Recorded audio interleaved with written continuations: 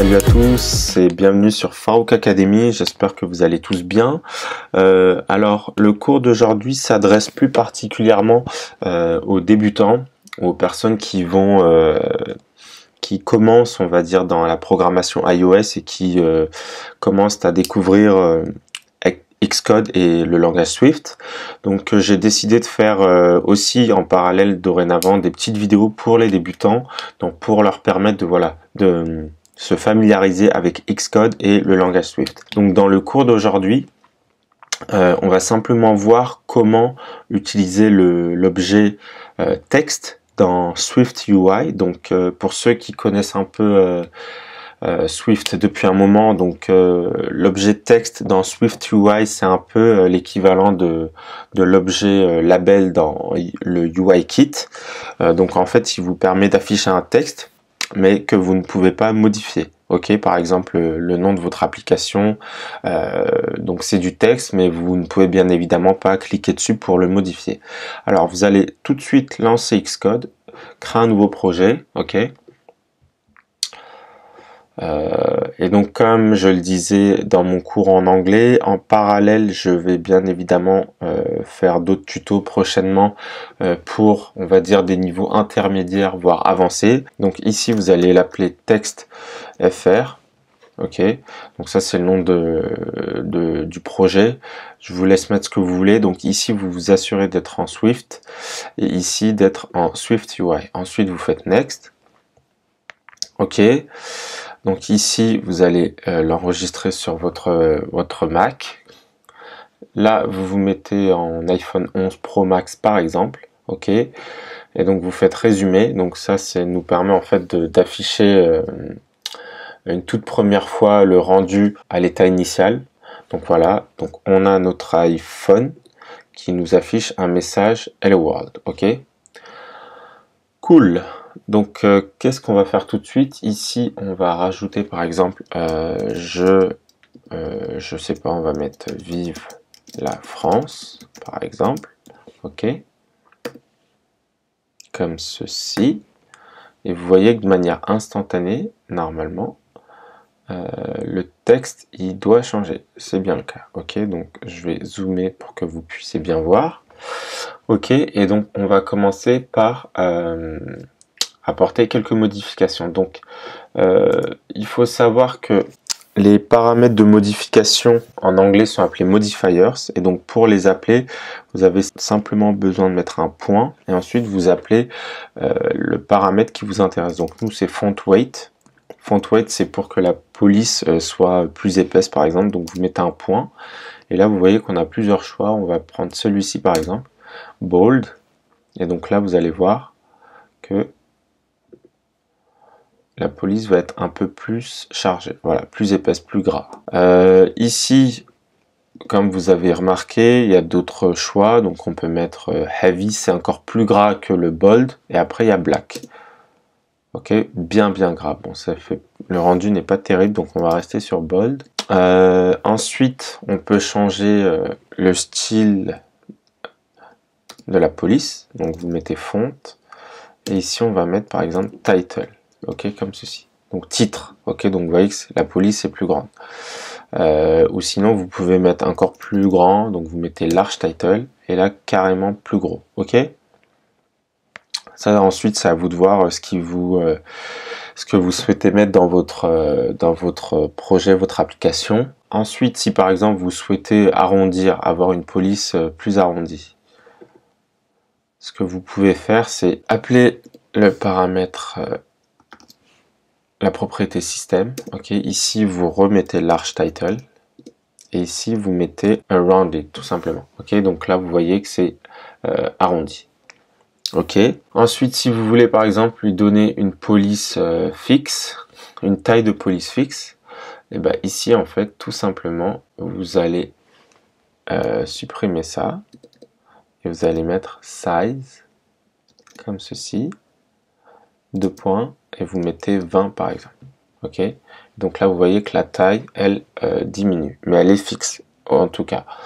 Ensuite on peut lui donner une couleur, donc pour ça il faut appeler foreground color. Vous pouvez mettre, je sais pas, bleu par exemple, Ok. Ensuite, donc il y a cette manière, on va dire, en écrivant les paramètres de modification pour modifier. Sinon, vous pouvez directement faire commande et cliquer sur l'objet en question. Et là, vous allez chercher Show Swift UI Inspector. Et donc là, vous voyez qu'on peut changer le style, font, weight, color, etc. Tout ce qu'on vient de voir juste avant, mais sans écrire de code. Ok, donc c'est à vous de voir ce qui vous plaît. Moi personnellement, je préfère l'écrire dans le code, sur une habitude à prendre. Et puis il y a aussi cette manière de présenter la syntaxe, ok, plutôt que de suivre tout ça sur une seule et même ligne. On peut aussi modifier la police, ok. Donc pour ça, par contre, ici, il faut écrire custom. C'est plus système, c'est custom. Ok, celui-ci, donc là, par exemple, vous mettez LVTK-NEU. Ok, et là, vous mettez 25, par exemple. Donc là, maintenant, ce qu'on va faire, c'est que je vais mettre un texte plus long pour la suite de mon cours. Ok, donc ça, le remepsum, en fait, vous allez sur Google et donc c'est un texte qui ne veut rien dire. C'est même pas du latin. Enfin, du moins, je ne crois pas. En fait, ça permet aux designers quand ils font des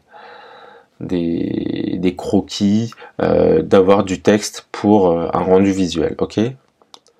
Après, vous pouvez mettre ce que vous voulez, mais ayez juste un paragraphe assez long pour qu'on puisse faire les différentes modifications.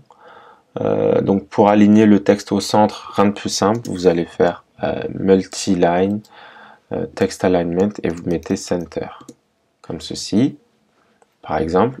Si vous voulez limiter le nombre de lignes qui s'affichent, vous mettez line limit. Ok, on va mettre 3 par exemple. Vous voyez qu'on a que 3 lignes de texte. Vous pouvez aussi tronquer, dire par où vous voulez tronquer le texte. Donc truncation mode par exemple, vous pouvez mettre head, middle ou tail. Donc on va mettre head par exemple. Ok. Donc en gros il est tronqué là plutôt que d'être tronqué là. Ok. Après si vous voulez pas limiter le nombre de lignes, vous pouvez mettre nil, ok. Vous pouvez même espacer les lignes, ok, du texte. Donc line spacing, vous pouvez mettre 10 par exemple, comme ceci. Ok, je vais peut-être réduire l'écran, comme cela.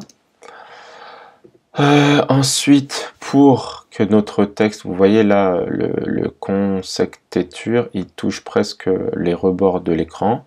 Donc on va mettre un peu d'espace, vous appelez padding, donc ça donne de l'espace en haut, en bas, à droite et à gauche, comme ceci. Ok.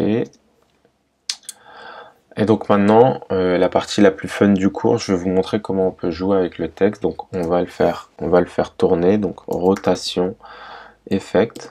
Ici, ça demande un angle, donc un angle c'est un degré, donc degrees, et on va mettre 45 par exemple, comme ceci, ok. Et donc là, vous voyez que notre texte, il est penché de 45 degrés.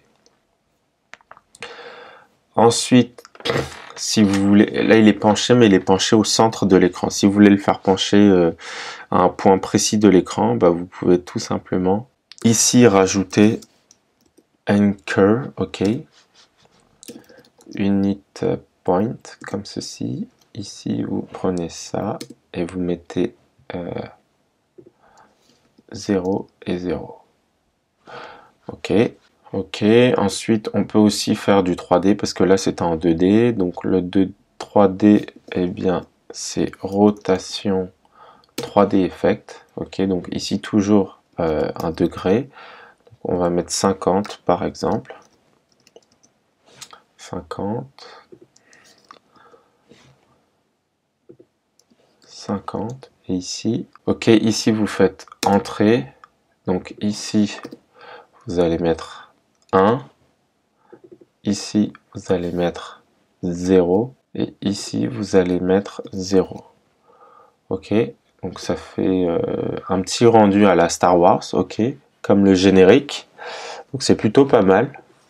Ok, pour afficher du texte, ça peut donner un style à votre application. On va même lui rajouter une ombre. Donc en dessous, vous allez écrire shadow, comme ceci. L'ombre, on va la mettre en rouge.